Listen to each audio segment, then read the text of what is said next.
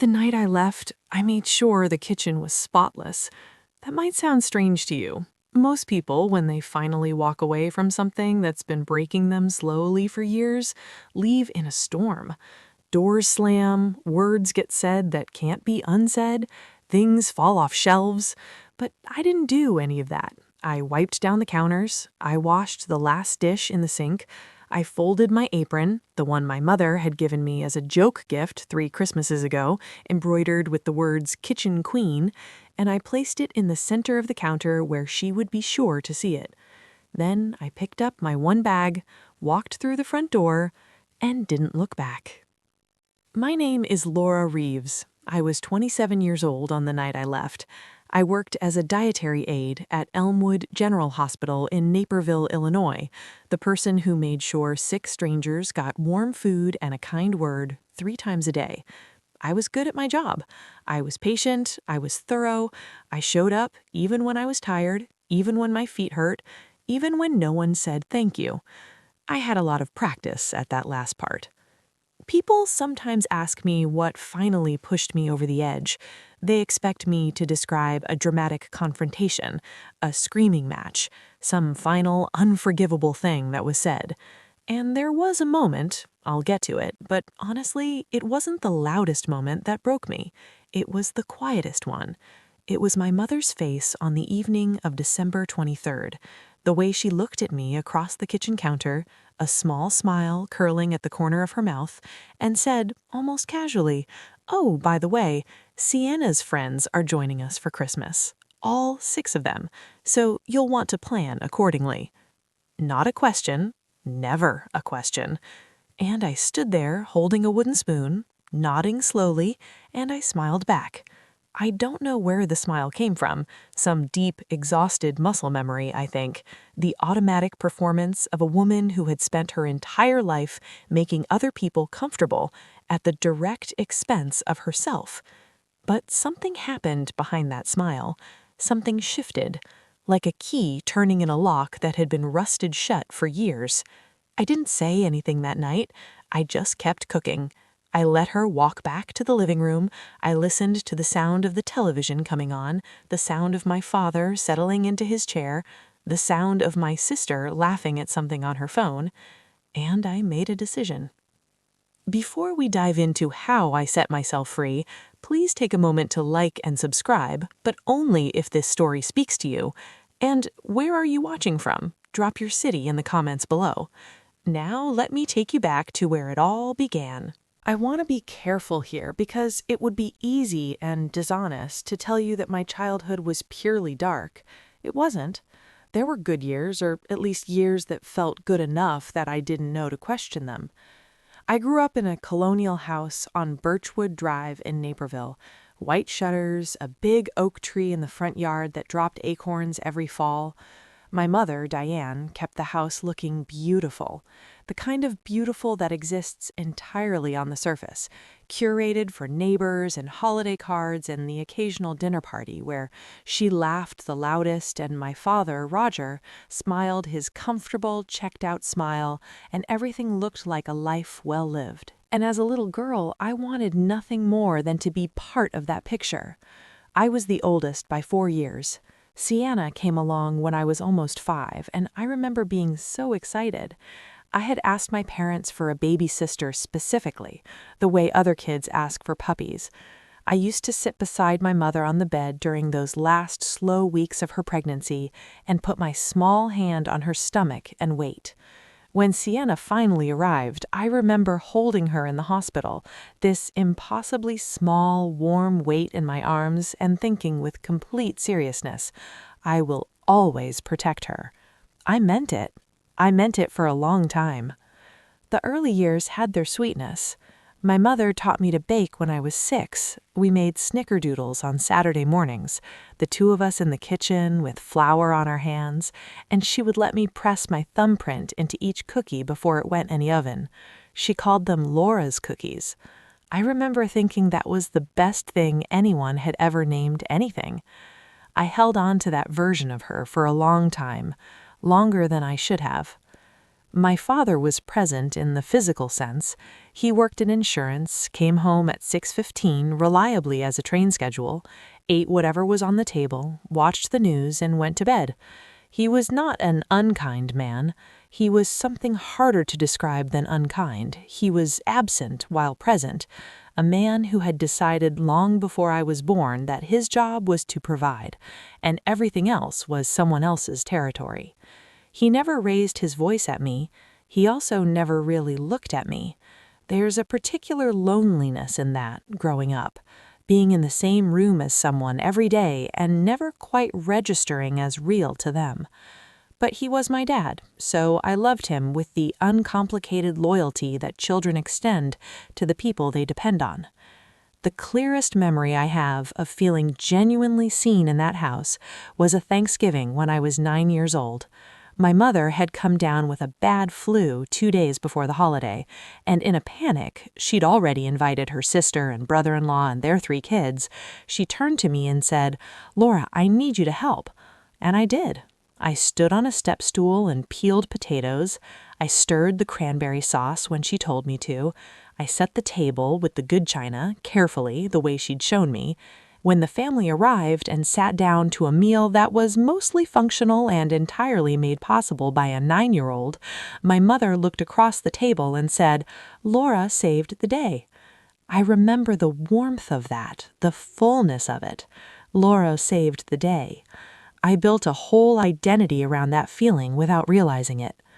By the time I was 12, I was cooking twice a week. By 15, most nights. Not because anyone sat me down and formally assigned it to me, but because my mother would sigh heavily around 5 o'clock, and I had learned by then that the sigh meant dinner wouldn't make itself, and if I didn't start it, we'd be eating cereal, or my father would be annoyed, and the easiest thing, always the easiest thing, was for me to just handle it. I told myself I liked cooking, and I did. I genuinely did. But there's a difference between cooking because you love it and cooking because you've been quietly, systematically positioned as the person whose love is expressed through labor. I didn't understand that distinction until much later. Sienna, 4 years younger, was never asked to cook. She was never asked to clean, not really. A token wiping of the counter here and an occasional grudging emptying of the dishwasher that always required 3 requests. The rule was never stated out loud. Rules like that never are, but it was there, understood by everyone in the house, as fixed as the furniture. Laura handles it. And the thing is, and this is the part that is hardest to explain, I didn't resent it then. I thought it meant I was capable. I thought it meant I was trusted. I thought the labor was a kind of love, that my contribution made me essential, made me part of something, made me belong. I was wrong about all of it, but I wouldn't understand that for years. The shift didn't happen overnight. That's the thing about being gradually diminished. It moves slowly enough that you keep explaining it away. You tell yourself it's stress. You tell yourself it's a rough season. You tell yourself the people who are doing it don't mean it the way it feels. You become fluent in the language of excuse-making on other people's behalf.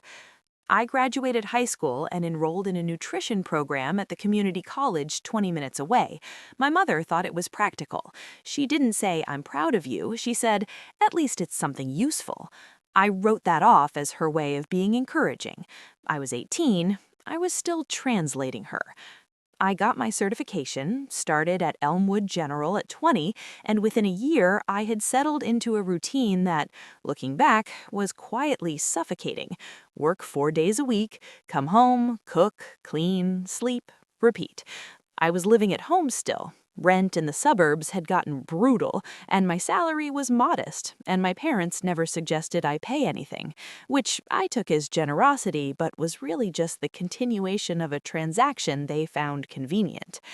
I had my own room, my own small paycheck, a few friends from work I'd grab coffee with sometimes, a life that looked, from the outside, like a young woman still figuring things out. But inside the house, something was curdling.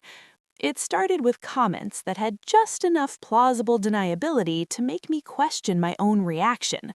My mother, watching me plate a pasta dish one evening, saying, if you seasoned things a little better, your father might actually finish his plate.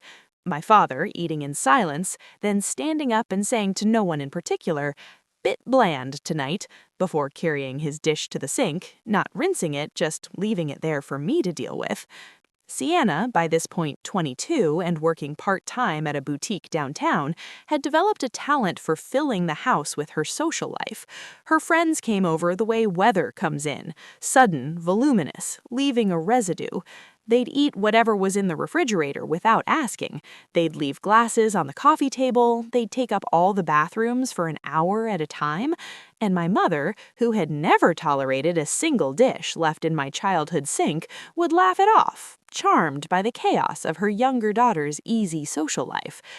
Once, a Tuesday evening, I came home from a 10-hour shift to find 6 of Sienna's friends occupying the living room and kitchen, my carefully prepped leftovers from the night before entirely consumed, and my mother in the middle of them playing hostess, glowing.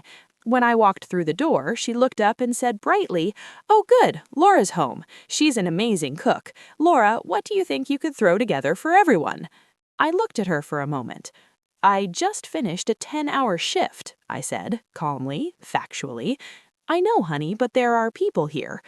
As though the presence of guests overrode human exhaustion, as though I were a kitchen appliance that could be switched on with sufficient social pressure. I made pasta. Of course I did. I stood in that kitchen for 45 minutes and made enough pasta for 8 people while everyone else laughed in the next room, and when I put it on the table, nobody said thank you, and Sienna's friend posted a photo of the spread on her Instagram story with the caption, "Home cooked obsessed," and got 47 likes. I washed up afterward. My mother had already gone to bed. I remember standing at that sink, hands in the hot water, and having the first truly clear thought I had had in months. I am not a person in this house. I am a service. But I didn't act on it, not yet. I was still rationalizing, still hoping something would shift on its own. I still believed, and this is where the conditioning runs deepest, that if I was just patient enough, useful enough, good enough, eventually someone would notice and things would change. They noticed, they just didn't care to change. The entitlement had become architecture. It had been built into the walls of that house over 20 years, one unreturned thank you at a time, one assumption layered on another until the whole structure depended on my compliance. And I had helped build it. That's the part I had to eventually make peace with. I had participated in my own erasure, one pasta dish at a time, because I had confused being needed with being loved. Those are not the same thing. It took me until 27 to learn that. December 22nd. I had already started the holiday preparations. I want you to understand the scope of what Christmas meant in that house. It wasn't one meal. It was 4 days of continuous output. The house had to be decorated. I did that. The shopping had to be done. I did that too with my own money because my mother would hand me a list, but rarely the funds to complete it, and asking felt like admitting she wasn't providing. The food had to be planned: appetizers, a main, 3 sides, 2 desserts, breakfast foods for Christmas morning, a punch bowl for Christmas Eve. I had a notebook I kept specifically for the holiday menu. I had started planning in November. The 22nd, I was standing in the kitchen after work going over my list, mentally staging the refrigerator space, calculating cook times. The house smelled like pine needles and the cinnamon candles Sienna had burned down to nothing without replacing. My mother walked in. She was in a good mood. I remember that clearly. She had that particular ease about her, the looseness of someone who knows they're about to ask for something and has already decided the answer will be yes. She poured herself a glass of wine, leaned against the counter, and watched me for a moment, the way someone watches a television they're not really invested in. "Sienna's friends are going to join us for Christmas," she said. I looked up. "Which friends?" "All of them, really, her whole group. 6 of them." 6. 6 additional people, 24 hours before Christmas Eve, into a menu I had already planned, into a budget I had already stretched. I waited for the follow-up, the "I know it's last minute," or the "Is that okay?" or the "We'll order some things in to help," something that acknowledged what she was asking. It didn't come. She took a sip of her wine, and she smiled at me, and this is the part I will never fully be able to describe in a way that conveys its precise texture. It wasn't a cruel smile. That would have been almost easier to bear. It was something more comfortable than cruelty.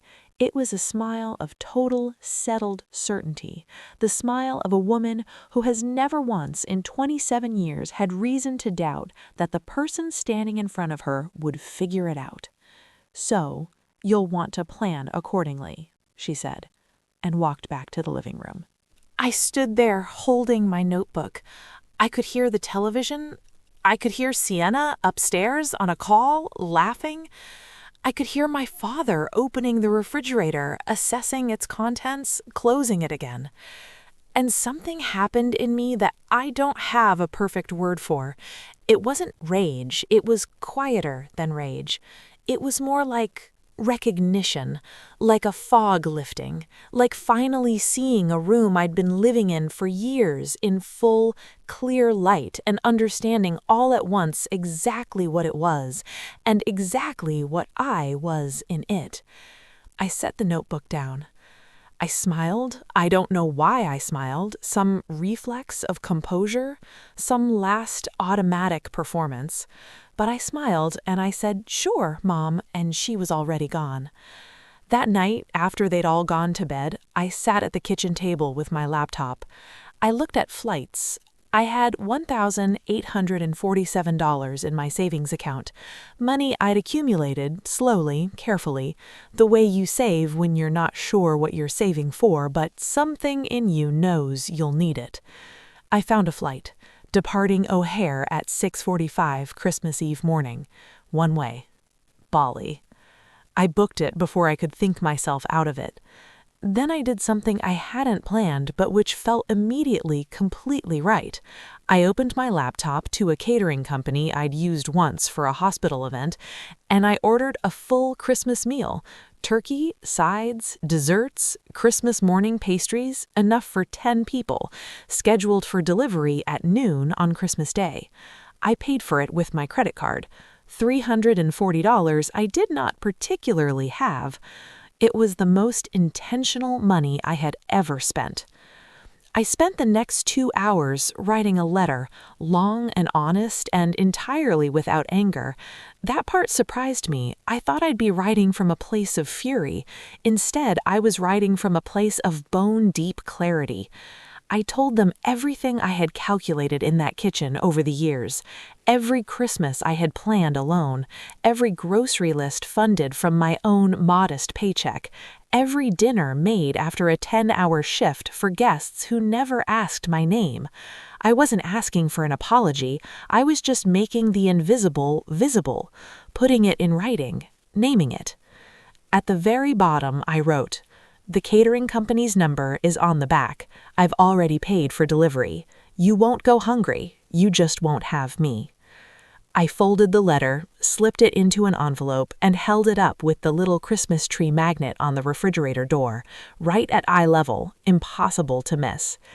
Then I went to my room, packed one bag, set my alarm for 4:45 a.m., and slept better than I had in years. I want to pause here for just a moment. If this story is resonating with you, if you've ever felt the particular exhaustion of being needed by people who never quite appreciate you, please take a second to like this video and subscribe. It lets me know that sharing these stories matters. Now, let's keep going. I watched the sunrise from gate H7 at O'Hare International Airport.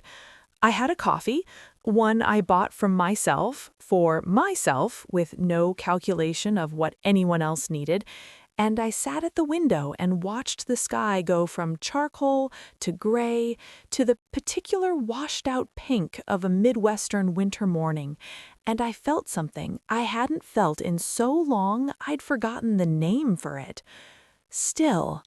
My phone was on. I wasn't hiding. I had made no attempt to disappear. The letter made my whereabouts clear enough, and I had texted my closest friend from work, Priya, at 5 in the morning with 3 words: I did it. She sent back a single emoji, a small red heart. That was all I needed. My flight boarded at 6:20. I found my seat, I put on headphones, and as the plane lifted off that cold Illinois runway and banked south over a city still dark and sleeping, I exhaled something I think I had been holding in my chest for approximately 7 years. What I didn't know, what I would only piece together later from Priya, from a mutual cousin, and eventually from a video that made a small, surprised lap around our extended social circle, was the scene that unfolded on Birchwood Drive when the family woke up on Christmas Eve morning. My mother came downstairs first. She told Priya this later, almost without realizing she was constructing a testimony against herself. She came to the kitchen expecting what she always expected: coffee already made, the sound of something being prepared, the particular domestic hum that had been the soundtrack of Christmas morning for as long as anyone in that house could remember. Instead, silence. The kitchen was immaculate, counters bare, sink empty. The only thing on the entire surface was the folded apron, Kitchen Queen, embroidered in red thread, centered precisely on the island, and on the refrigerator, the letter. She stood there, my mother told people later, for what felt like a long time, just stood there.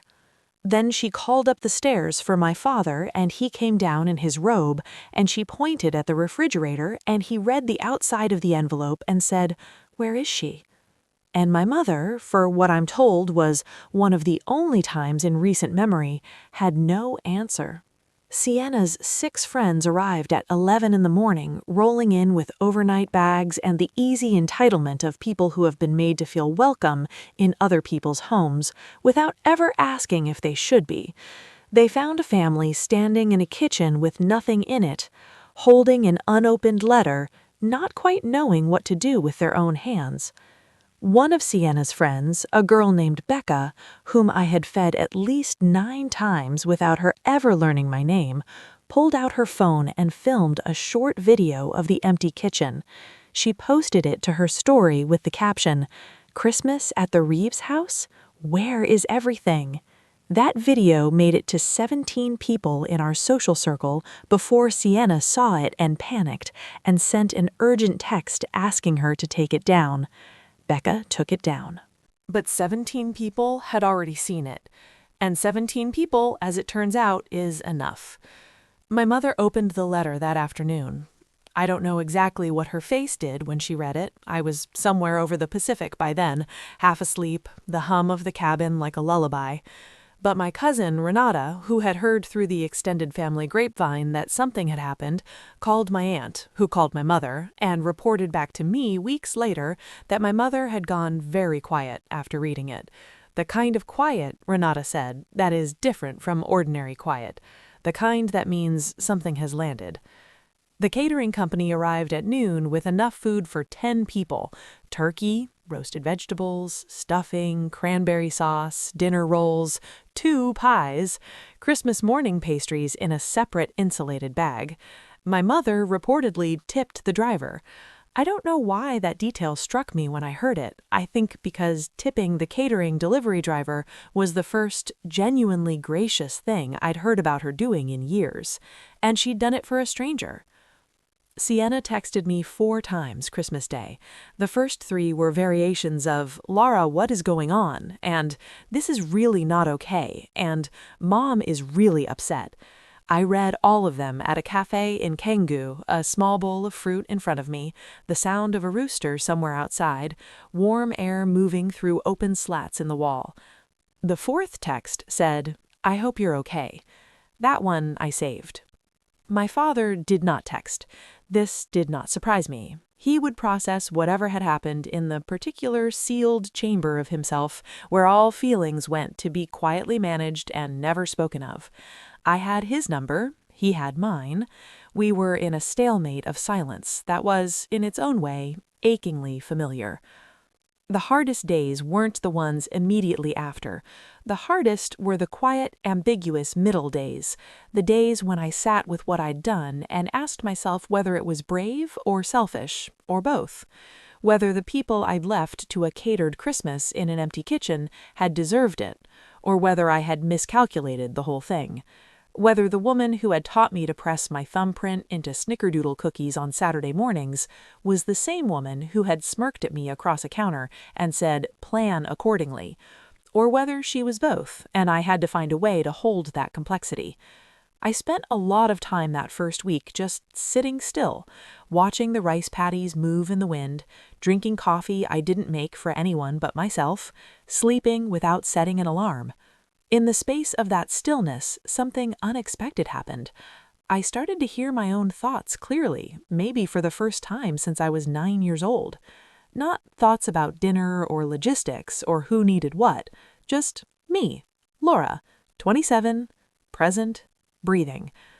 It turned out I was still in there. I stayed in Bali for 6 weeks. I hadn't planned that. The original ticket was one way because I didn't know how long I would need, and I wanted to give myself permission not to rush. What I found was that 6 weeks was almost exactly the right amount of time to begin understanding what had happened to me, not just in December, but over 27 years. In the second week, I started journaling, not because I read somewhere that journaling heals you, but because I had so many thoughts moving through me that I needed somewhere to put them where they wouldn't get lost. I bought a cheap notebook from a shop near my guest house, and I wrote every morning on the small porch overlooking a courtyard full of frangipani, and I let myself be honest in a way I had never quite managed when I was surrounded by people who needed things from me. What I wrote over and over in different formations was this: I had confused love with usefulness. I had believed on some deep, unexamined level that my value was contingent on my output. That if I stopped cooking, stopped cleaning, stopped managing, I would stop mattering to them, maybe to anyone. The fear underneath the compliance wasn't laziness or weakness, it was terror. A perfectly logical terror if you've been conditioned from childhood to understand that the way you earn your place in a family is by serving it. I also wrote about the voice memos. This is something I hadn't told anyone yet. For 4 years, I had kept a voice memo habit, originally practical, a way to remember grocery lists and work reminders, but the memos had evolved.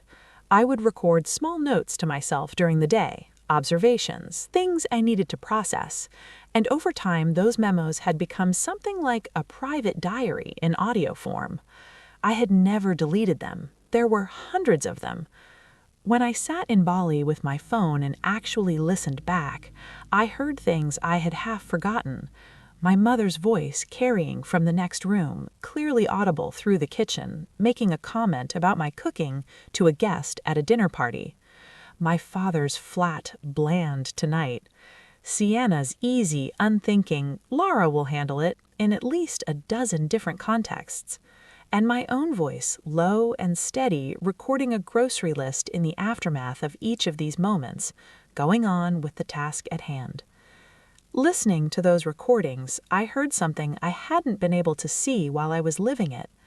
I heard a woman trying very hard to be okay, containing herself, managing. And I felt something complicated for that woman, not pity exactly, but a deep, specific tenderness. She had done her best inside a system that was never designed for her benefit.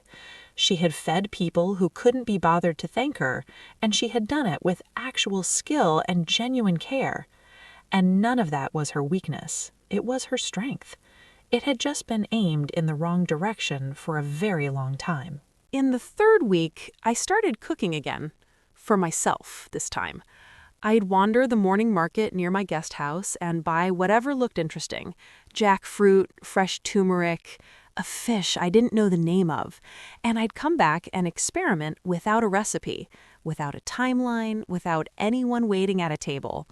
I cooked slowly. I tasted everything. I ate standing over the small burner in my rental, or sitting cross-legged on the tiled floor, or outside on the porch in the late afternoon light, and every meal I made felt like a quiet act of self-restoration. Food had been taken from me, or rather, I had allowed it to be taken, redirected from something personal and pleasurable into something obligatory and invisible. Learning to cook for myself felt like getting something back, something essential and mine. In week 4, I called Priya. We talked for 2 hours. She told me what she'd heard through the hospital grapevine, that I had apparently become something of a low-key legend, the dietary aide who left for Bali on Christmas Eve, and I laughed, really laughed, for the first time in what felt like a long time. She told me the job was waiting for me whenever I came back.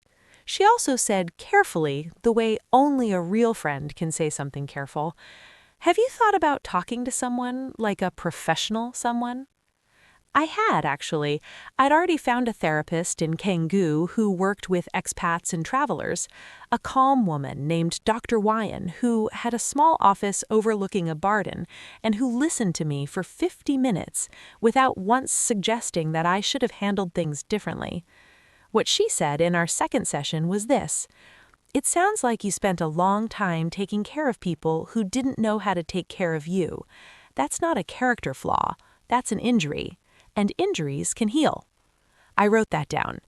I also, and this part took longer to arrive at, started thinking about forgiveness. Not the kind that excuses behavior, not the kind that invites people back in without changed terms, but the other kind, the private kind, the kind that is really just a decision to stop letting someone else's failure to love you correctly occupy real estate in your own life.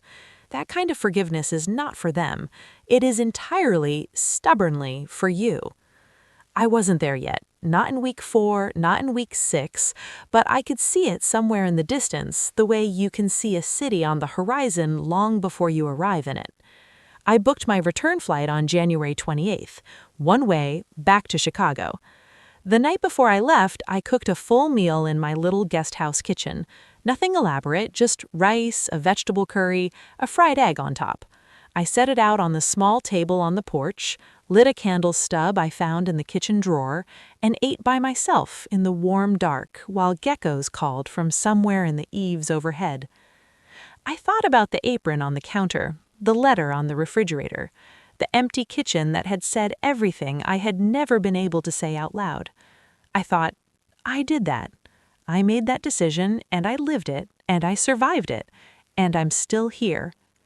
There's a specific kind of power in discovering that you are more resilient than the systems that tried to contain you. It doesn't arrive loudly, it arrives the way this had, quietly, on a porch in Bali, over a meal you made for no one but yourself. When my plane landed at O'Hare on a gray January morning, I took a cab straight to Priya's apartment, where she had a guest room and a pot of chai waiting. I didn't go back to Birchwood Drive, not that day. I have been asked, since all of this, whether I regret it. The leaving, the letter, the catered Christmas I sent in my place. And I give the same answer every time, because it's the only honest one.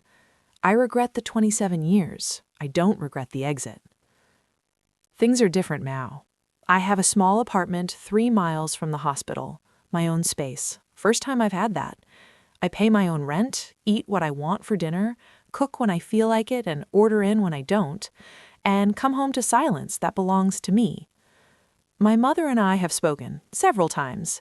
The conversations are cautious, the way new ice is cautious. You test it before you trust it with your full weight. She has not apologized exactly, but she has said things that function as the beginnings of acknowledgement. That she didn't realize, that she should have seen it, that she thinks about the apron. She said that last part in a voice that made me believe she meant it.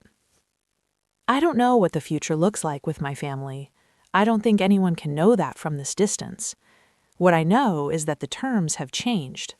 The invisible contract, the one that said Laura handles it, always, without question, without thanks, has been canceled. Whatever relationship we rebuild, if we rebuild one, will be constructed on a different foundation.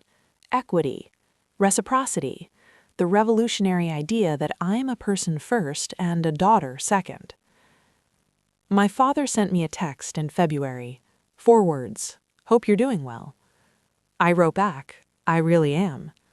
And I meant it in a way I hadn't been able to mean it in years. Here's what I want you to take from this, if you take anything at all. The people who diminish us rarely announce themselves. They don't arrive wearing villains' clothing. They come in the shape of parents, siblings, people we love and trust and have built our understanding of ourselves around. The erosion is slow, the damage is cumulative, and the moment of clarity, when it finally comes, is usually not loud. It's usually quiet. A smirk across a kitchen counter, a question that doesn't come, a smile you can't quite explain moving across your own face while something shifts inside you like a key in a lock. When that moment comes, listen to it. You don't have to book a flight to Bali. You don't have to leave an apron on the counter or pay for a catered Christmas you won't be there to see. Your version will look different from mine, but the principle is the same. Your life is yours. Your labor has value. Your presence is not a service. You are not the empty kitchen. You are the person who walked out of it.